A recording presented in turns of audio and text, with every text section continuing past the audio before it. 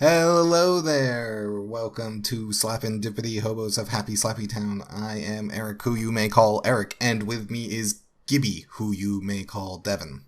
Hello, everyone. Hello. I'm doing great, fam. How are you? Tell us how you are in the comments. Tell us how you are. Go to the local billboard in your town, take a paintbrush, paint down, and say, hey, guys, I'm doing fine. People will wonder what it means, but then they'll be like, hey, you know what? If he's doing fine, that's cool. He can paint on our billboard. And then everyone will know that you're doing well. And if you're not doing well, get a therapist. Eric, how are you doing? Oh, I'm doing just fine. Uh, more or less. But I'm curious as to how you're doing. Well, I had quite the early afternoon. Do you want to hear about it? Uh, I would love to hear about it. Tell me about your afternoon. So, for the last 4 or 5 years or so, I've noticed that I don't have the best ears.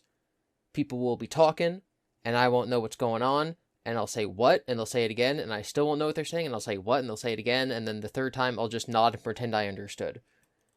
Now, I work in a movie theater. If you're playing the bingo game, you can cross off Gibby mentions he works at a movie theater on your bingo card.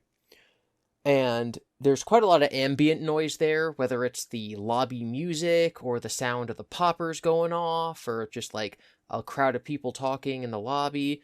There's just noise. And I'm a manager, and I'll be walking through the lobby at a brisk pace off to do something important, and maybe one of the cashiers will call me over, or my employee will walk up and say something, or a customer will ask me a question. And I've started to notice that if it's on my left side, then I don't hear that it's happening. Someone can say something on my left, and I know that there's noise. I know that things are being said, but I don't know if they're talking to me. I don't know if they're saying my name. I don't know anything. So I've just been noticing over the last couple of years that the left side of my ear is not good. And I've known this is a problem, and everybody who knows me knows this is a problem. And it's gotten to the point where, if we get a new employee, I have to mention the first day or two, oh, by the way, I'm kind of partially deaf in my left ear, because, they'll come up and start talking to me on my left, and I just won't respond, and I don't want them to think that I'm, deaf. I literally had one person one time who, a week after they started working there, was talking to me, and I mentioned, oh, sorry, I didn't hear a word you just said. And they're like, oh, that makes so much sense, because I've tried to talk to you a couple times, and you just don't look at me. And I'm like, yeah, no, I'm sorry. So I'm going to be leaving that job soon to do YouTube full time. And with the little amount of insurance I will have, I decided it's finally time to get my ears checked. So I Yeah. go to the ear, nose, and throat man. And it's in this big building that I've actually been to before. It's called like a hospital or something. I don't know. So I go there, and I go into the waiting room, and it's this little dark corner of an office, and there's this big tree in the middle. And by big tree, I mean it's like a potted plant tree. It's the size of a ceiling. It's big. It's big to be in a pot in a doctor's office. It's not really a tree though. And they got fairy lights all over it, and the lights in the room were out. And there was just a TV in the corner playing Friends. And there's one other guy sitting in there in a chair, and all the doors are closed, and the window that leads to the receptionist area is closed, and there's a sign on it saying out to lunch, be back at 2. And my appointment's at 2, so that's fine. That's 4 minutes from then. So I go and I sit in this dark room with the lights off, except for the fairy lights on the indoor tree and Friends playing in the corner. And I'm like, Are you sure you this. didn't stumble into someone's apartment or something? I'm like, this is so surreal. This is like you could have made a backrooms post. If you're not careful, you'll no clip out of reality and find yourself in a doctor's waiting room after hours, and the only thing in there is a strange potted plant and an endless marathon of Friends playing on the TV. The horrors. So, a couple minutes later, 2 o'clock, window slides open. They're like, you sir over there, please come to the window. And so the other guy who was there first gets up and goes to the window. And they're like, we need your insurance card, and we need your driver's license, and you need to fill out these forms. And he's like, okay. So they hand him a clipboard, and he does his whatever, and he does all this stuff. So now I'm sitting there, and I'm at kind of like a maybe a 20-degree angle from the window. So like I can see the lady. And if the lady looked over at me, she could see me. But I'm not like 100% sure that she can see me. So I'm sitting there, and they scan his driver's license and whatever, and then he's filling out his form. And I'm like, oh, maybe they're going to wait to call me over once they're done scanning this guy's stuff. And so I'm sitting there, and I'm watching Friends, which I've literally never seen a single episode before. And I'm like, wow, they really sure do be friendly with each other. You're such a Ross. So, I don't even know which one that is. He's like the main dude. He's got black hair. That's not helpful. So I sit there and I text my friends, the group chat that Eric's in, and I explain the situation. And then I hit send, and the message doesn't send. Normally, because we use GroupMe for our group chat because we're old. Normally, it's like, hey, message has failed to send. Would you like to try again? But, like, that's not the text that popped up. It was literally just, like, message unable to send.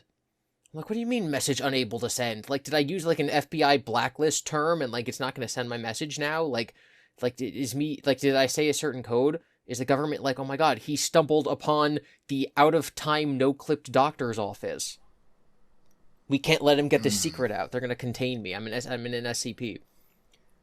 So this guy finishes his paperwork and brings it up to the lady, and then the lady's like, okay, the doctor's ready to see you. And so he goes into the doctor. So I'm just still sitting there.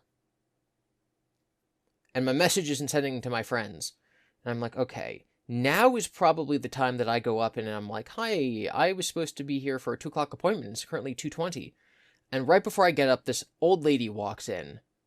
And she goes right up to the window, and they start giving her the paperwork. And I'm like, okay, there is absolutely no way that that they know I'm here. There's no way that they're just, like, looking over me. They definitely just literally do not think that I'm here. So I get up, and I butt myself in line. And the lady's like, oh my god, I didn't see you sneak in. And I could have been like, actually, I came in when you were on break. Actually, I was looking at you the whole time. Actually, I was intentionally going out of my way to squeak my shoes against the floor so you'd hear me. And I was just like, oh my god, I'm so sorry. And so she, like, takes all my stuff. And she's like, okay, well, I want to make sure that they actually have time to get your test done, because, like, my appointment was at 2 and now it's 2:20. So they're like, so don't bother filling out the paperwork, just go right in so we can do the test. I'm like, okay.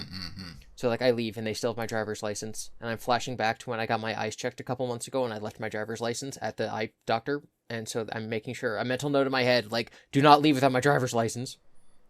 And so I go into the room, Good. And there's just a lady there on her laptop.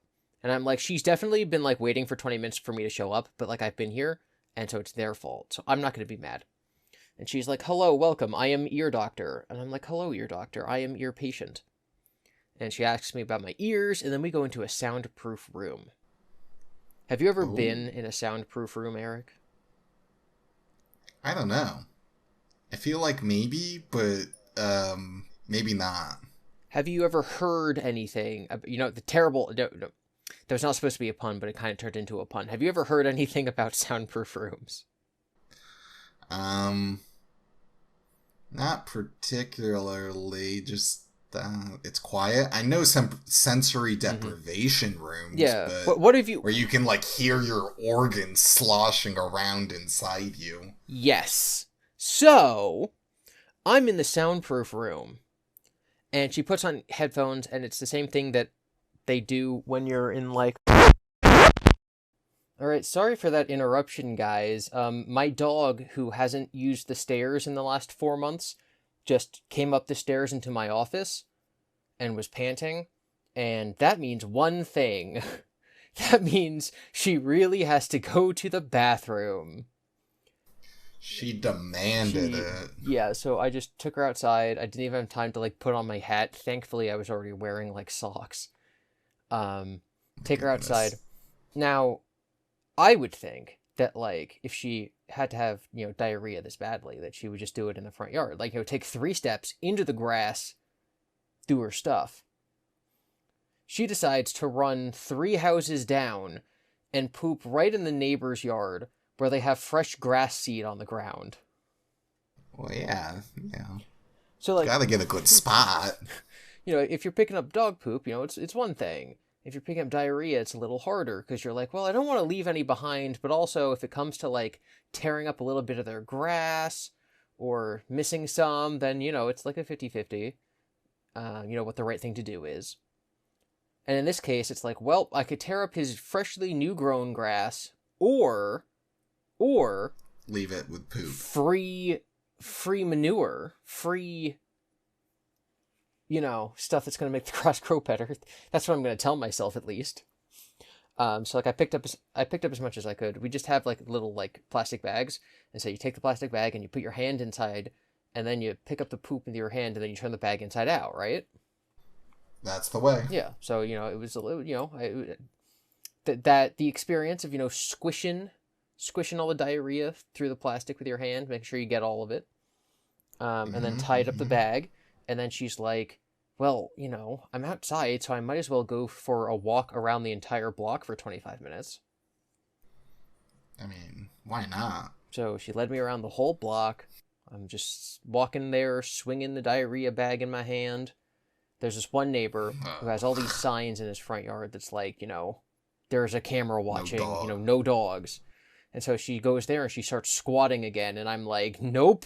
So then we go one house down, and then she diarrhea's there again. So we get back. My mother got home in between us leaving and getting back, so I'm like, hey, Mom, dog's sick. It's also her dinner time, so let's handle the dog. And she's like, okay, I have the dog. You go and finish telling your story about the ear doctor to the lovely listeners of Slapendipity, Hobos of Happy Slappy Town. And I said, That's okay. very kind. And I said, okay, and now I'm back. Well, okay then. Let us abide by your mother's wishes. Okay. What was I talking? Oh, sensory deprivation room, right? Like that's where we left off? Yes. Okay, so I'm in the sensory deprivation room at the ear doctor. Is it just a silent proof room, or is it actually sensory deprivation? Because those are different, yes. So it's just a soundproof room. Sensory deprivation is they float you in like a thing of salt water so that like you're not touching anything or feeling anything or seeing or hearing, whatever. But basically I'm sitting there and I can hear my heart beating extremely loudly. And it's not like my heart was beating fast, it's just that I could hear it. So, there's multiple tests that they do with like, okay, we're going to play this tone. Raise your hand when you hear the tone. And so I had to do that, but I'm also like, I have to separate hearing the tone from the fact that I can hear my heart beating really loudly. So it's kind of difficult. And then we do the tone test, and then we do a word test. So you hear a word, and then you have to say the word. And so you hear it only in one ear, and then you hear it only in the other ear. And the last two in my left ear were nearly incomprehensible. And I had to do what I usually do on any given day, which is someone says something to me, and my brain has to buffer, and I have to think to myself, like, okay, I heard some of the sounds, I heard some of the consonants, some of the vowels, and the general length of the word. So in context, what do I think they said? I think I've told the example before, if someone will come up and be like, hey, a customer needs you. And what I hear is like, the record and the shrew. And I have to be like, okay, did they say the record and the shrew? Or did they say the restroom needs you? The restroom, no, there was no R. The restroom needs you? The customer needs you. Okay. So like I literally have to stop and figure it out before I can know what they're saying. So I hear the word, and I have not a clue. And I'm like, the closest thing I could possibly guess is duck pond. And so I say duck pond. And then when the test is over, the lady's like, okay, so you got all of them right. So I don't really know if you have hearing issues. And I'm like, no, I definitely do. If duck pond was the correct answer, I guarantee that was a guess. So she showed me the little thing. They take this thing and they shove it in your ear. And she's like, yeah, so your hearing on the lower tones of your left ear is bad. Typically when people get older, they lose the higher tones. So we don't know what the issue is. So we're going to take you into the other doctor. So I go and I talk to the other doctor, and he sticks a tongue depressor in my mouth, and he looks in my ears, and he's like, well, it's not wax buildup. There's no scar tissue on your ears. You look fine. Typically, this kind of stuff doesn't happen. I'm guessing it's like some sort of nerve that's between your ear and your brain that like carries the signal. And typically what happens is when people get sick, the nerves in their body get damaged. If you get a virus, then it messes with your nerves. So I'm guessing that about 4 years ago you got a virus, and that could be the issue. And he just kind of looks at me, and I just kind of look at him, and he's like, yeah, so like it was probably COVID. Yeah. Just the silence of 4 years ago. Did you get a virus? Yes. Everybody did. And he's like, yeah, we don't really fully understand what COVID did or is. So like, it's totally my assumption that that's probably the issue. And so like, maybe get an MRI. And I'm like, okay. And so I walked away, and I had this little chart about how good my ears are. And so now I have medical proof that my left ear, no good. And so if you ever see me, and if you're ever like, hey, Gibby, record shrew. Make sure you're on the right side. If you walk up and say record shrew, and I sit there buffering, just know that it's because I have no idea what you said. Woof. Woof indeed. Talking about my dog, how is your dogs? Nope. They're fine. Okay. Do you have any other stories? I mean, I can still go on about their road trip that I did. What's their road trip that you did? I think I covered everything more or less, right? We went to Dollywood, and from there we basically just drove back to Jesus's home. And the next day I drove back to my home. But I have some little thoughts, some little things that I saw from the entire trip that I'd just like to briefly touch on. Service plazas. Incredible. 10 out of 10. We need more. I don't know why they aren't throughout the entire country. What is a service plaza? So you know how when you're on the highway and you see the blue signs and it's like gas exit 47, and it'll have like a little picture of like Exxon and BP and whoever else, right? Sure. And it's like, take exit 47 if you need gas, and then and then there'll be a food sign that's like exit 47, Wendy's and McDonald's and whatever. And so, it's basically just letting you know, like, hey, you're on the highway, here are the things that are coming up, here's how long you'll go without getting access to these things, etc. A service plaza is basically all of that, but it's right next to the highway. So when you... A rest stop. Yes, but no. Rest stops are just bathrooms. Basically. No, they usually, and that's it. They have restaurants, and they maps, no, gas stations. No. Those are service plazas. I've never heard that term in my entire life. So there are rest stops, and there are service plazas, and there are just normal exits to, like, go into towns. Exits, I think, are the most common thing that you'll ever see, where, because there's hundreds of thousands of towns here. And rest stops, and I guess it could change a little the name and stuff based off where you are in location, but traditionally... The Wikipedia page for rest stop has a picture of, like, a bunch of restaurants and a charging station and a gas station. Spot and for it's a lie. No, that's what red... That's oh, no. Is. A rest stop is like a government... Here is a bathroom, here is a map of where you are, and there's some, like, land that you can walk on, and then you get back onto the highway. A service plaza is, connected to the highway. So you never have to, like, take an exit to get off and then drive a mile to get into town and then to get to the gas. The service plaza, you just go into the right lane, the farmost right lane. You pull into all these gas stations and restaurants and whatever else, and that is a service plaza. Regardless of what name you want to call it, those stop existing the more you get, like, into less populated places and certain regions. All right, Wikipedia is saying Like, that rest area, otherwise known as service area, travel plaza, service, whatever. It says service plaza is only what they're called in Canada, and that they're the exact same thing. I never went to Canada, so... Sounding kind of suspicious right now, like you're a secret Canadian. Please, Would a secret Canadian have drank an entire bottle of maple syrup when they were a baby? Yes. Well, I didn't do that as a baby, so it's fine.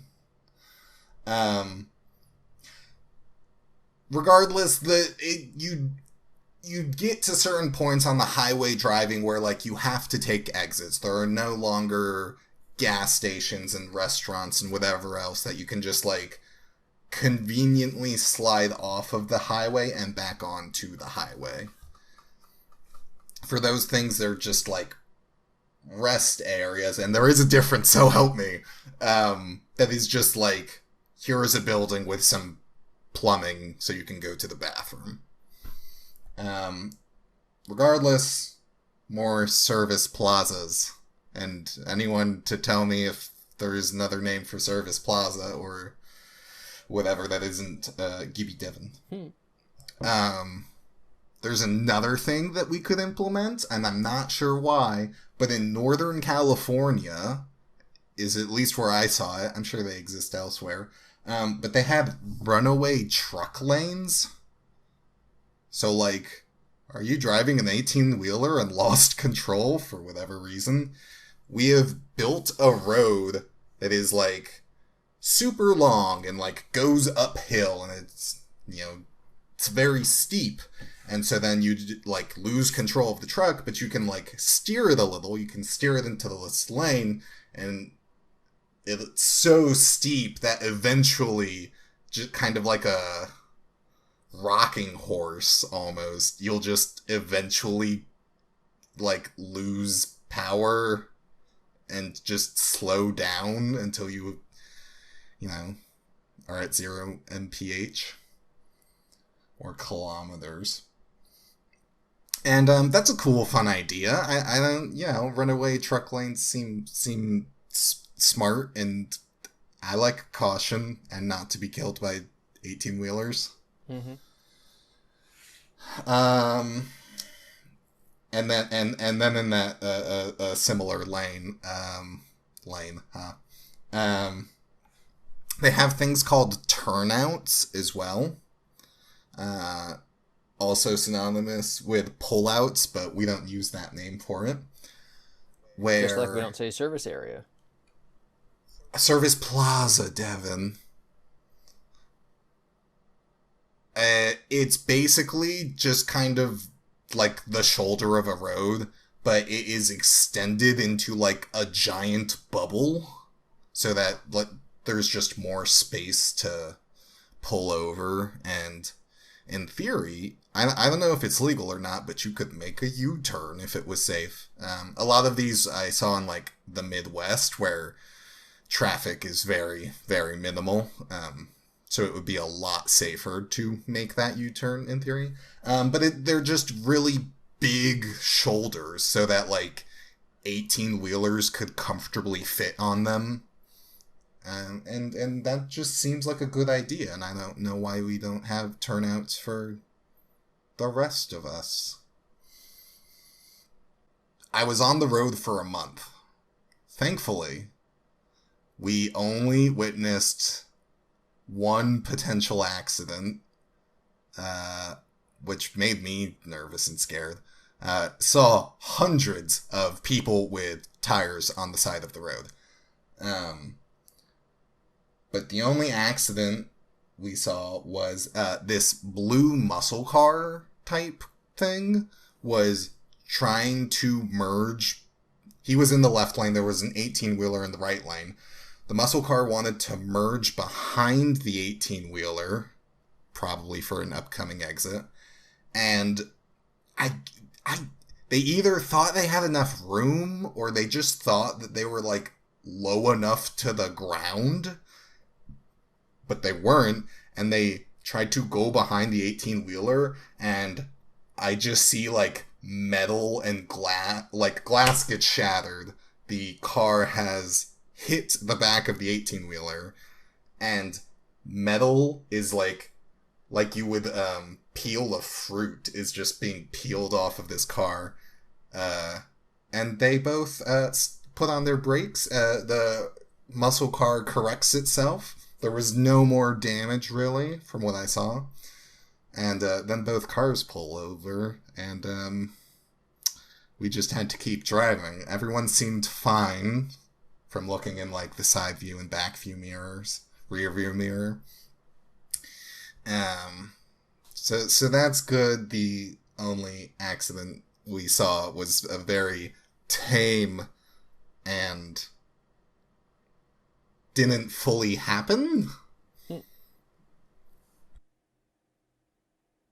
That's good, I guess. That's a lot of driving for, not to. It's a good ratio. It's a good ratio. And that's all I'm saying. And this was also, again, at this point weeks ago. I am sure both people are fine, or if they aren't, they have received treatment.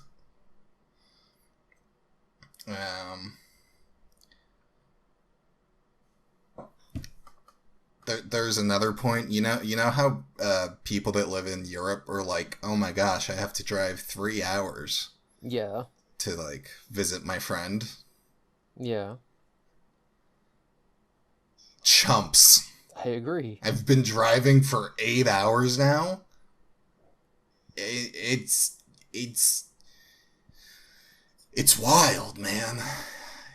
The amount of, like, skewing this has done to my brain of, like, oh, I need to go to the store, and the store is 15 minutes away. That's basically no time. Yeah. That has passed. And it's, I mean, not that 3 hours isn't a lot per se, but, like,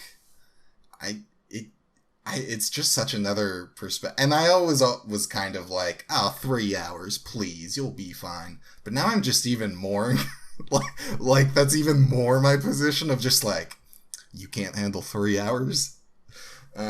Especially because, like, the amount of time and distance, like, in the state of New Jersey, to get from, like, the top north to the southernmost is about 3 hours. Yes.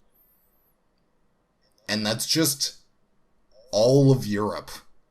Yeah, I remember. Meanwhile, 14 years ago, I saw this, like, post on Twitter or Facebook or something, and someone was like, it's so weird when Americans are like, oh my god, that concert is so close to me, it's only 3 hours away. Like, bruh, I'm not going to France for that. Yeah. I was like, yeah, dude, 3 hours away from here, we can hit, like, 5 different states. Yeah. Well, and even just being like, and then you take it a step further of like, well, if you drove 8 hours, you could pass through, depending where in America, you could pass through, like, 10 states. Yeah. But it's one country. But like, truly the scale of America is ridiculous. Which, again, I knew, but, like, just seeing it from that way, it's wild, man. My last thought that is maybe a little more controversial. More controversial than your taco pizza opinions? All I said was it was fine. Okay, well, yeah, okay. the quote to quote past me is like, we have 50 states but care about 10. Like, the amount, like, I talked to people throughout that trip who were like, yeah, I have to drive like half an hour just to get cell reception.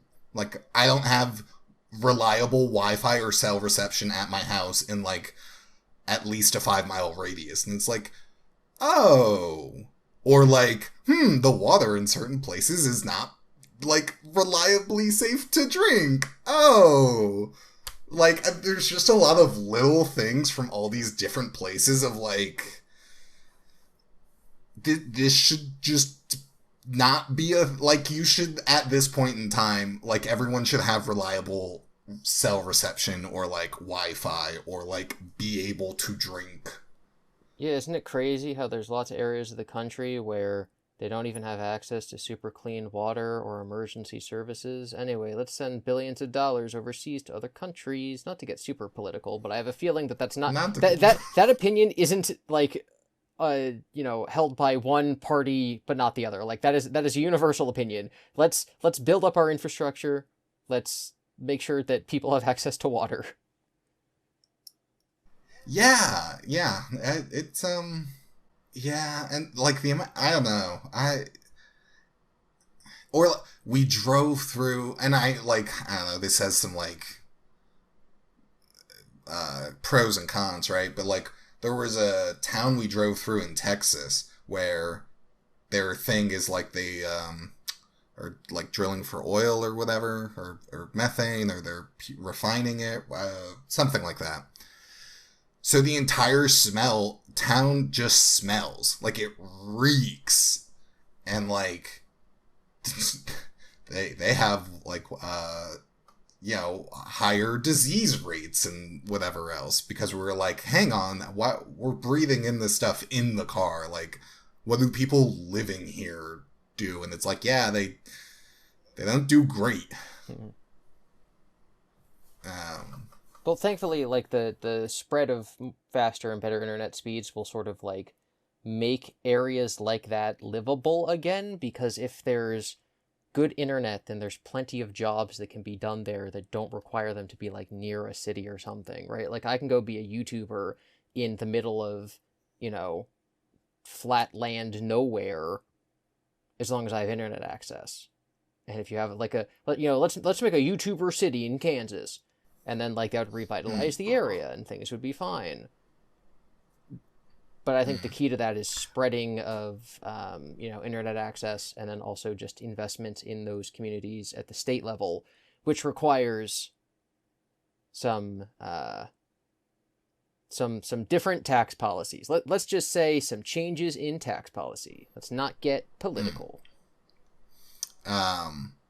Even then, I don't know. Like, I don't know. Sure, you could have your house and you could have air purifiers and whatnot, but if you went out to get groceries and you're like, oh, the air quality is now putting my life slightly more at risk due to prolonged exposure because of the town I live in, and it's just